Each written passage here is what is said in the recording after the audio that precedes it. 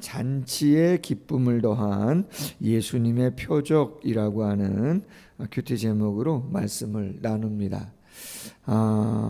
요한복음의 말씀을 나누면서 서론적으로 강조했던 말씀은 사복음서의 핵심은 예수님이 누구신가, 어떤 분이신가, 그리고 천국은 어떤 곳이고 누가 그 천국을 갈 수 있는가, 그게 사복음서의 공통된 가장 중요한 주제라고 말씀을 드렸어요.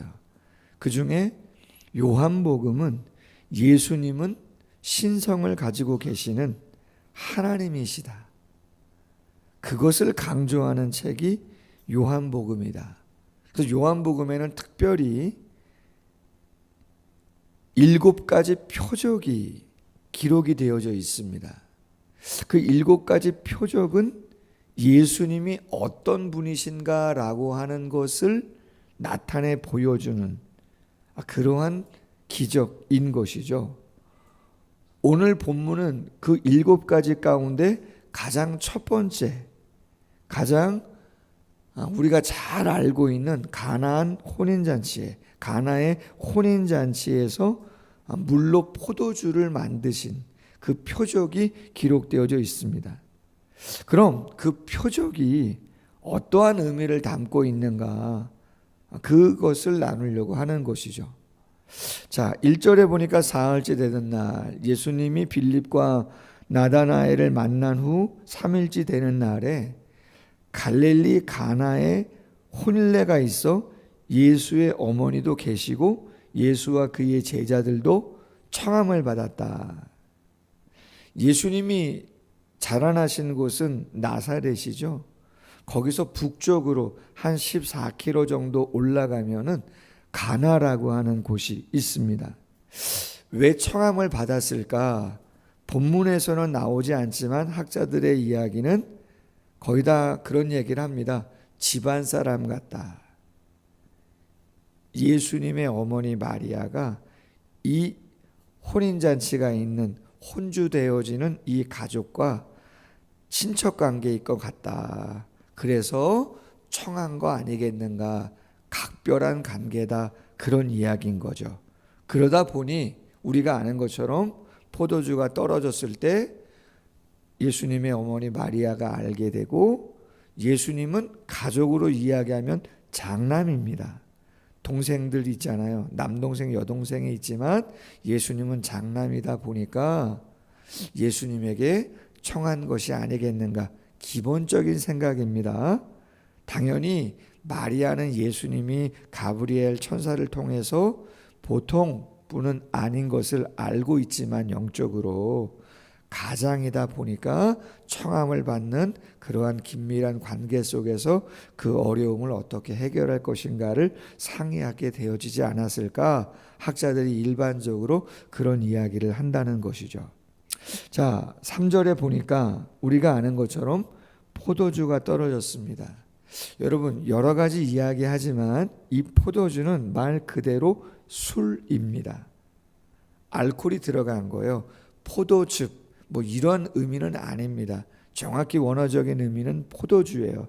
그러나 포도주이지만 우리 사회에서 생각하는 독주나 술, 그러한 의미는 아닙니다. 왜냐하면 우리가 잘 알고 계시는 것처럼 이스라엘은 상당히 가뭄이 많이 있습니다. 건기가 9개월이에요. 우기가 3개월 정도, 길게 잡아야 4개월이에요. 나머지는 다 건기고 가물어요. 그 가뭄의 끝에 딱 취할 수 있는 과일이 뭐냐면 포도입니다. 너무 기쁘고 감사한 거죠. 음료 대용으로도 많이 쓰입니다. 술이지만 음료 대용으로도 많이 쓰이고 잔치 때는 상당히 중요한 음료로도 쓰이는 것이 포도주입니다. 그런데 그 포도주가 더군다나 잔치 때 끊어졌다? 낭패인 것이죠. 예수님의 어머니인 마리아가 예수님에게 포도주가 없다고 이야기를 합니다. 일반적으로 장남이기에 의논을 한 것이죠. 그러나 우리가 아는 것처럼 마리아가 생각하는 예수님은 그냥 장남 정도의 그러한 아들이 아니고 가브리엘 천사를 통해서 계시를 받은 것처럼 메시아라고 하는 거예요. 하나님이시라는 것이죠. 분명한 어떤 우리가 해결할 수 없는 그러한 방법을 통해서 이 어려움을 해결해 줄 수 있다라고 하는 영적인 확신을 가지고 예수님에게 나아가서 그 이야기를 한 것이죠. 자, 예수님 말합니다. 여자여 귀나이라고 하는 표현이에요. 장성한 여인을 나타내는 표현이고 아내를 부르거나 신부를 부를 때 친밀한 관계 속에서 이야기할 수 있는 그러한 단어 귀나이라고 하는 표현을 쓴 겁니다. 나와 무슨 상관이 있나이까? 내 때가 아직 이르지 않았습니다. 조금은 의아한 표현들이죠. 이런 말입니다. 나와 당신에게 무엇입니까? 이 일이 어떤 의미가 있는 일입니까? 현실적으로 뿐만 아니라 예수님은 영적인 의미로 물어봅니다. 과연 이 일이 어떠한 의미를 담고 있는지 혹시 아시는 겁니까? 그렇게 묻는 것이죠. 왜? 예수님은 그 모든 되어지는 일들을 알고 계시는 분이기 때문에 과연 포도주가 떨어졌는데 그 포도주를 채워주는 일이 어떠한 영적인 의미가 있는 것을 혹시 알고 있는 것입니까? 되묻는 것이죠. 그러면서 예수님 말씀합니다. 내 때가 아직 이르지 않았다. 때, 호라라고 하는 단어예요. 결정적인 때를 표현할 때 호라라고 하는 단어를 쓰는데 예수님은 어떤 의미를 담고 있는 거냐? 내가 이 땅에 온 가장 중요한 결정적인 사건, 십자가와 부활을 이루는 그 구속의 때가 아직은 이르지 않은 것 같은데 그런 이야기를 하고 있는 거죠. 당신이 행하는 모든 일들은 그냥 의미 없이 하는 일들, 의미 없이 하는 말은 아니라는 것입니다. 공생애가 시작됐습니다. 제자들을 불렀습니다. 친인척 관계로 와 있지만 당신이 행하는 모든 일들은 영적인 중요한 의미들을 담고 있는 것임을 이야기하고 있는 것이죠. 감사하게 마리아가 하인들에게 말합니다. 너희에게 무슨 말씀을 하시든지 그대로 하라. 정결 예식이 있다는 거죠. 유대인들은 장로들의 유전이라고 하는 미시나를 통해서 율법에 근거한 많은 조항들을 세워놨는데 그 중에 정결 예식이 있어요. 그게 뭐예요? 나갔다 들어오면 손과 발을 씻는 거예요. 모래바람에 더러워진 손과 발도 있지만 어떤 의미가 있냐면 마귀가 말이죠. 사탄이요. 돌아다닌다는 거예요. 그래서 우리의 몸에 그렇죠. 부정적인 영향을 미칠 수도 있다는 거예요. 가정은 어떤 곳이에요? 음식을 먹는 곳이잖아요. 그러니까 음식을 먹기 전에 그러한 것들을 씻는 결례가 있다는 거예요. 집집마다 다. 오늘 본문에 나오는 것처럼 두세 통 드는 돌 항아리 6이 놓여 있다. 80에서 120리터 정도 되어지는 큰 길쭉한 항아리에다가 물을 담아 놓고 그 물을 쓰는 건데 물이 귀하니까 말이죠. 거기다가 물을 담아라. 아구까지 채우라. 예수님께서 말씀했단 말이에요. 연회장에게 갖다 주라 이야기합니다. 연회장은 물로 된 포도주를 맛보고 어디서 났는지 물으면서 귀하다. 취한 다음에 좋은 걸 내는데 당신은 나중에 더 좋은 포도주를 내니까 참 귀하다 이야기하면서 어려움이 극복되었다라고 하는 것이죠. 몇 가지 교훈을 생각해 볼 수 있는데 첫 번째는요. 어떤 어려움이 있을 때 나는 누구와 어떤 의논을 하는가가 되게 중요합니다. 여러분, 이 새벽 기도가 왜 중요하냐? 예수님이 공생애를 감당하는 기간 가운데 누가복음 말씀에도 보면 습관을 쫓아 감람산에 가셨다. 그렇게 돼 있어요. 새벽 기도, 철야 기도가 습관이라는 거야. 얼마나 피곤합니까?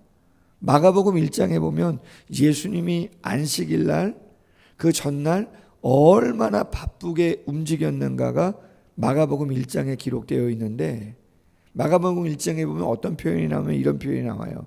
새벽 오히려 미명에 동이 트기 전에 한적한 곳에 가셔서 기도하셨다는 거예요.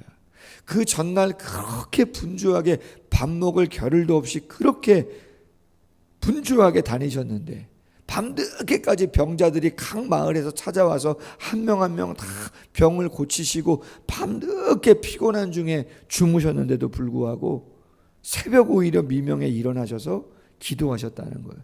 그럼 여러분, 예수님이 능력이 없는 거예요? 아니에요.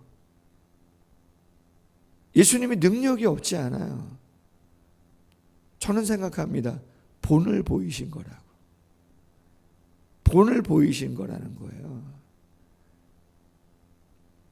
내가 내 스스로 어떤 계획을 세우고 어떠한 일을 행하기 전에, 세상 속에서 그 누군가가 나에게 어떤 명령을 통해서 뭔가 지시를 해서 내가 움직이기 전에 나의 진정한 주인 되시는 예수님께 내가 오늘 하루, 이 한 주간을 어떤 우선순위에, 어떤 중심에 두고 어떤 삶을 내가 살아가야 되겠는가라고 하는 것을 묻는 시간이에요.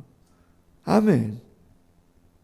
그렇지 않아도 분주하고, 그렇지 않아도 바쁘고, 그렇지 않아도 버거운 일상이 얼마나 많습니까?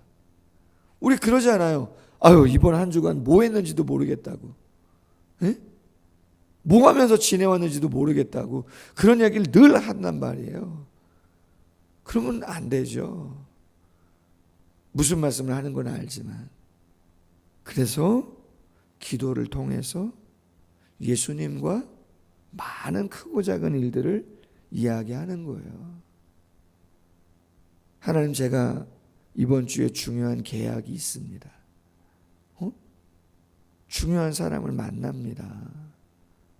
어떻게 해야 될지 잘 모르겠는데 지혜를 주시고 하나님의 마음을 달라. 내가 중요한 신방이 있는데 참 어떻게 위로할지 모르겠다. 여러분, 그런 일이 있거든요. 교회에 중요한 어떤 일을 해야 될 것 같은데 어떻게 일 처리를 해야 될지 잘 모르겠다. 하나님 좀 지혜를 주셔라. 아멘. 내가 누구랑 만나, 누구와 의논하고 어떤 절차를 통해서 그 일을 추진하는가는 여러분 너무나 중요한 것입니다. 두 번째는 행함도 중요하지만 어떤 의미를 가지고 행하는가가 중요하다는 거예요. 여러분 다 아는 얘기 아닙니까? 지금 포도주가 떨어진 거는 다 아는 거예요. 그럼 빨리빨리 수소문하고 어떻게 알아봐 가지고 말이죠. 예? 그 어려움을 빨리 해결해 주는 게 급선무인 거죠. 그냥 일반적인 상식이에요. 그러니까 마리아도 예수님께 와가지고 그런 이야기를 하는 거죠. 장남이시기도 하고 영적인 능력이 있는 것도 알고 있기 때문에 예수님께 물어봤단 말이에요. 그럼 예수님 누구보다 그 마음을 아시면 빨리빨리 뭔가를 처리해가지고 딱 끝내줘야 되는데 오늘 뭐라 그러는 거예요? 나와 당신에게 이 행위가 어떤 의미가 있는지 혹시 생각해 보셨냐? 아니 지금 당장 급하다고 하는데 뭐 그런 생각까지 합니까? 내 때가 아직 이르지 않은 것 같다고 예수님이 얘기해요. 꼭 그런 얘기를 하셔야 되나? 지금 급한데 뭐 물로 포도주를 만드는 게 뭐 그렇게 의미가 있는 얘기인가? 지금 잔칫날인데. 근데 예수님은 그렇지 않다는 거예요. 조금 이따 마지막 말씀을 나누겠지만 물로 포도주를 만드는 이 사건은 놀라운 예언의 성취를 이루는 일이라는 거예요. 우리가 어떤 말을 하고 어떤 행동을 통해서 어떤 액션을 취할 때 특별히 신자들 같은 경우는 하나님의 일을 함께하는 동역자입니다. 아멘. 주님의 일을 주님의 이름으로 위임받아 하는 사람들입니다. 우리가 말씀을 나눴잖아요. 12월 달에 봉사에 대한 이야기를 나눌 때 봉사에는 원칙이 있는 거다. 네 번째 어떤 말씀이었어요? 하나님의 영광입니다. 봉사의 목적은. 말을 할 때 하나님이 하시는 것처럼 하고, 행동을 할 때 하나님이 주시는 힘으로 하는 것 같이 하라. 내가 하는 게 아니라는 거예요. 내 일이 아닙니다. 크고 작은 어떤 일이든 다 주님의 일이고 하나님의 영광을 위해서 하는 것이다. 예수님 그 일을 합니다. 새가족을 대해서 무엇인가 이야기를 할 때에도, 아니면 중직자들이 모여서 뭔가 결정을 할 때에도 주님의 일을, 주님의 영광을 나타내는 일이기 때문에 그러한 의미들을 고민하고 하는 것이 중요하다. 그럼 왜 예수님이 어쩌면 지금 당장 이렇게 시급한데도 불구하고 이런 영적인 의미들을 두면서 묻고 행하시려고 하시냐? 구약성경 요엘서 3장 18절과 아모스 9장 13절 이하에 있는 말씀을 제가 봉독합니다. 그날에 산들이 단 포도주를 떨어뜨릴 것이며 작은 산들이 젖을 흘릴 것이며 유다 모든 시내가 물을 흘릴 것이며 여호와의 성전에서 샘이 흘러나와서 시딤 골짜기에 대리라. 요엘서 3장 18절 말씀이에요. 무슨 말씀입니까? 그날이 어떤 날입니까? 메시아가 도래한 날입니다. 메시아가 이 땅에 오는 그날, 메시아의 초림이죠. 그때에 어떤 일이 있을 것인가 그림을 그려줍니다. 이스라엘 중동 지역입니다. 하나님이 복으로 주실 때 축복을 상징하는 단어, 그림들이 많이 있어요. 대표적인 게 뭐예요? 포도입니다. 포도주입니다. 샘입니다. 물입니다. 강물입니다. 그것은 구약성경이나 신약성경이나 관계없이 축복을 상징하는 표현들입니다. 메시아가 이 땅에 오는 날, 오늘 표현 그대로 단 포도주를 떨어뜨릴 것이며 작은 산들이 젖을 흘릴 것이며, 할렐루야. 뿐만 아니라 아모스 9장 13절 이하, 여호와의 말씀이니라 보라 날이 이를지라 그때에 파종하는 자가 곡식 추수하는 자들의 뒤를 이으며 포도를 밟을 것이며 씨 뿌리는 자의 뒤를 이으며 산들은 단 포도주를 흘리며 작은 산들은 녹으리라.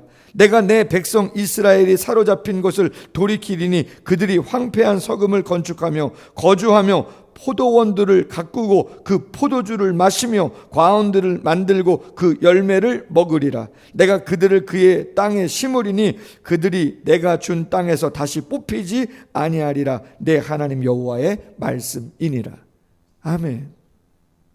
예수님이 물로 포도주를 만드신 이 기적은 그냥 낭패를 해결해 주신 그 의미를 뛰어넘는 영적인 행위예요. 그래서 오늘 본문 말씀에 예수께서 이 표적을 갈릴리 가나에서 행하여 그 영광을 나타내심에 제자들이 그를 믿으니라. 알고 있는 거죠. 이스라엘 백성들은 저분이 누군지, 물로 포도주, 그것이 무슨 의미를 갖고 있는지 알고 있는 거예요. 여러분, 우리가 예수님을 믿을 때, 우리가 말씀을 믿을 때 이 말씀이 진리다, 그것은 예언의 성취를 통해서 증명되는 것입니다. 어떻게 그렇게 그 타이밍에 그 영적인 의미를 가지고 말씀을 맺습니다. 우리의 삶에 잔치가 있으면 좋겠고 기쁨이 있으면 좋겠는데 누가 결정적으로 그 기쁨과 잔치를 부여하시는가? 예수님이다. 그분과 의논하시고 그분이 어떠한 일을 어떻게 하시기를 원하시는가? 우리를 통해서 어떤 의미를 가지고 나타내시려고 하는가? 조금 더 생각하고 조금 더 행동함으로 하나님의 역사를 온전히 나타내 보일 수 있는, 그 안에 담겨있는 기쁨과 능력들을 체험하는 우리 모두가 되기를 주님의 이름으로 소원합니다. 기도하겠습니다. 하나님 아버지, 감사합니다. 오늘 요한복음 2장 가나의 혼인잔치의 귀한 말씀을 통해서 영적인 은혜와 기도의 제목들, 삶을 되돌아볼 수 있는, 또 주님께 간절히 기도해야겠구나라고 하는 마음을 갖게 하심에 감사합니다. 시간이 많은 것 같지만 그렇게 많이 있는 거 아닙니다. 많은 일을 해야 할 것 같지만 정말 어떤 의미를 가지고 어떠한 절차와 어떠한 그러한 생각 속에서 그 일들을 감당해야 하는가를 또 생각해 보게 되어지는 말씀입니다. 분명한 신앙 고백 안에서 주님과의 친밀한 관계 속에서 거룩한 영적인 의미를 가지고 최선을 다하여 감당하며 나아갈 수 있는 우리 모두가 될 수 있도록 함께해 주시기를 원합니다. 새벽을 깨우는 성도님들, 영상으로 새벽을 깨우는 성도님들, 교회의 크고 작은 일에 마음 쓰며 애쓰며 최선 다하는 성도님들, 은혜 위에 은혜를 늘 더하여 주시기를 원합니다.